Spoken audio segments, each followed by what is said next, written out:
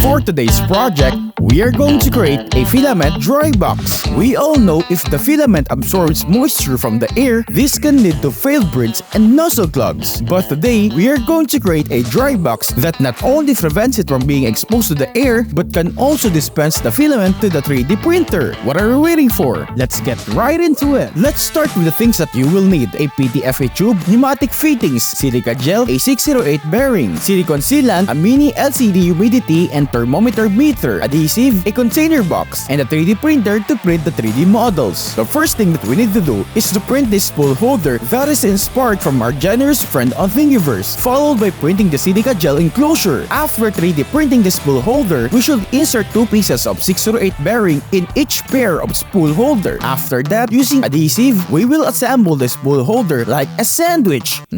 Repeat this process to generate a total of 4 pairs of spool holders. Next, we need to create a hole for the LCD and the pneumatic fittings in the container box. To do that, I first get the dimension of my LCD and mark the container where I am going to cut using my mini grinder. After doing that, I grab my drill to create a hole for the pneumatic fittings. Now, it's time to place the pneumatic fittings into the hole. I make sure that it is tight by securing it with a nut, followed by placing the LCD in its respected place. Since the container I have is not airtight, it means air can get in or out of the container box, and we don't want that to happen. Therefore, I use a silicone sealant to make the container as airtight as possible. After that, I use a stick of glue to attach the 4 pairs of spool holders inside the container box. Next, it's time to fill up the 3D printed silica gel enclosure with silica gel. Silica gel is the same substance you find in small bags that usually comes with shoes or 3D filament to keep them dry. After filling it up, close the enclosure with its cover and make sure it is locked with these clips. Once done, place it inside the container box and make sure it is attached to the base of the container so that it doesn't move around. Next, we need 2 pieces of 32cm PTFE tube to prevent dust and air from reaching the filament on its way to the 3D printer. With that said, it's time to insert the tube into the pneumatic fittings all the way to the filament. Also, don't forget to push the filament out of the tube before closing the cover of the container box. Of course, we need to gather data to ensure that this project is effective and not in vain. As you can see, while the box is open